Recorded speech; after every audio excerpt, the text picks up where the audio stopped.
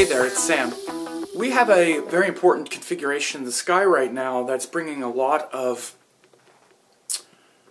potential for growth in this area of life that's been pretty challenging the last several months, in fact for much of this year.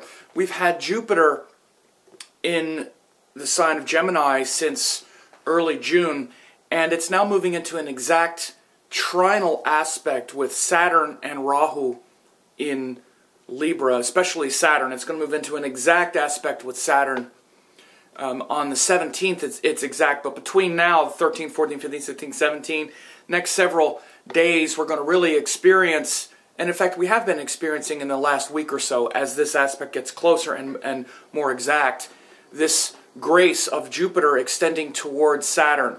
So what this means is that, you know, in Vedic astrology, the planets don't all aspect each other the same. Like, for instance, in Western astrology, this would be considered a trinal aspect from Saturn to Jupiter and Jupiter to Saturn.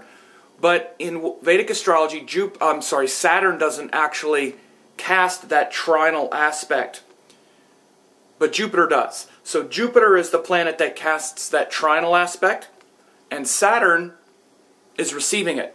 So it's actually what's called a one-way aspect. I haven't heard other astrologers talk about this, but I definitely do because it's big. It's not a mutual aspect. It's one planet aspecting the other one. And in this case, like I say, it's Jupiter aspecting Saturn. And it's in this area of life that's been quite challenging lately with, you know, this area of life where we're having to face something unpleasant and improve it. For instance, this Saturn Rahu in Libra has gone through Angelina Jolie's 4th house.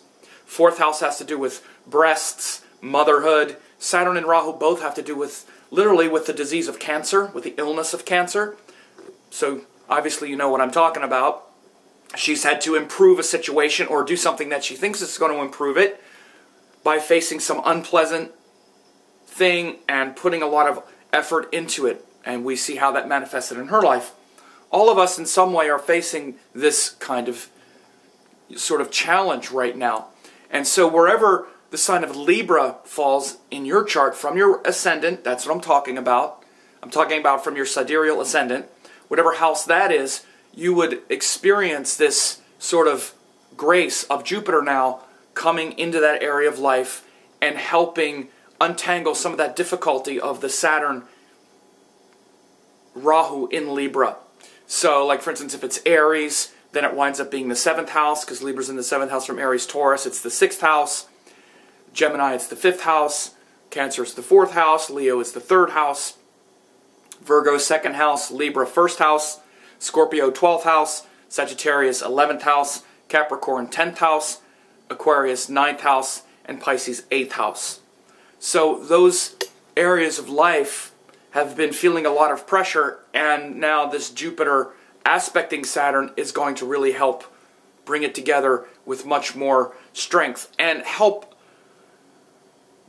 with God's grace and teachings and the wisdom that you've acquired and the wisdom that you've been able to really show up for and be present for can now influence that situation. So again, you know, we always have the God's grace flowing in one way or another, which is really what Jupiter is about. But it doesn't often come into our life to benefit a specific situation the way it can now with Jupiter aspecting Saturn in Libra. The other thing is any planets in Sagittarius, or a person who has a Sagittarius ascendant, a Sagittarius rising sign, or like I say, any planets in Sagittarius like the moon or whatever, will also really be benefited right now because Saturn is aspecting Sagittarius and so is Jupiter. There's a mutual aspect of Saturn and Jupiter onto the sign of Sagittarius right now. And these mutual aspects of Saturn and Jupiter are also really big because, for the same reason, Saturn is where we need to concentrate our energy on things and work hard to improve them and not turn away because it's hard or turn away because we're scared or have all of these aversions to that difficulty. This is what makes Saturn stuff so powerful. And this is why Saturn is also painful to us. It's not because Saturn is necessarily painful. It's because we are immature with Saturn areas in life. We want to feel good all the time. We don't want to, face unpleasantness. We don't want to admit mistakes. We don't want to do that stuff. So Saturn areas of life tend to get neglected, and then all at once, boom, sort of catch up. Not because it's bad, but because we haven't been doing that thing all the time. It's like we're not building that Saturn muscle most of the time. Most of the time we avoid the things that Saturn tries to show us. We're like, oh, I don't like that. I don't feel good with that. I'll do this now. And so we don't build that muscle. It's like anything else. If you want strong arms, you can't go out from where you are now and lift a 1,000-pound weight. You don't have the muscle. But if you want to eventually be able to lift, maybe not 1,000 pounds, but let's say 500 pounds. Let's say 300 pounds. You can't go from where you are now and lift a 300-pound weight. You don't have the muscle built up. The way to build it is to lift smaller weights more often and build up the muscle. It's the same thing with all areas of life. Areas of life that we're good at, we have practice in. But the only way to have practice is to actually show up for it. So Saturn areas of life are painful because we don't flex the muscle very often. And then all at once it comes and says, okay, now you need to deal with me. This is why when Saturn goes over the moon or Saturn goes over any planet in the chart, or when it aspects something, or any influence of Saturn tends to feel difficult. Because we've been avoiding that thing for so long.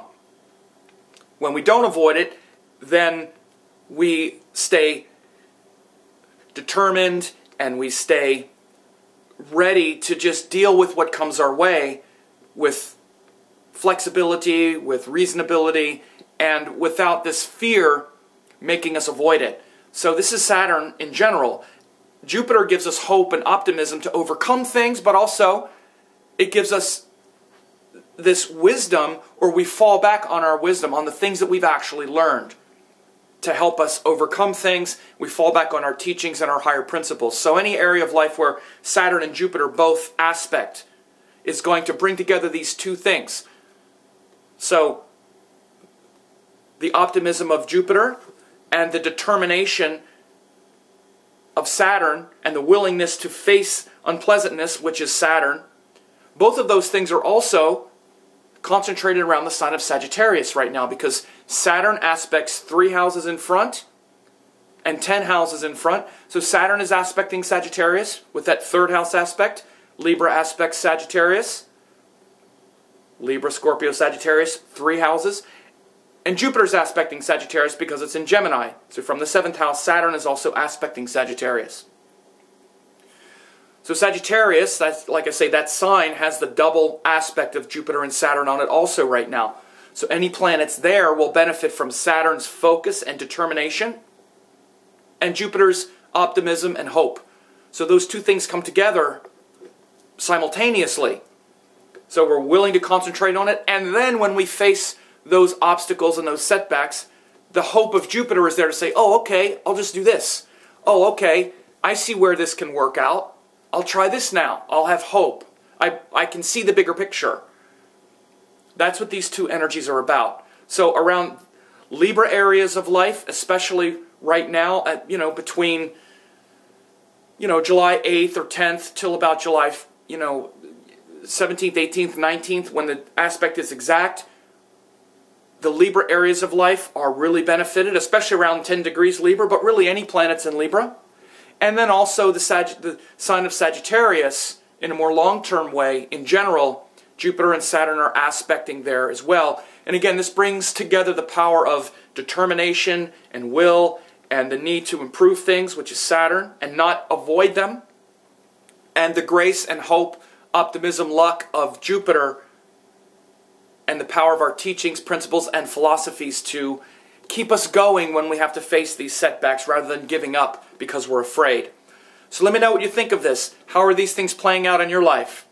Does it resonate with you at all? Leave me a few comments and let me know, and share it with others if you think it will help them.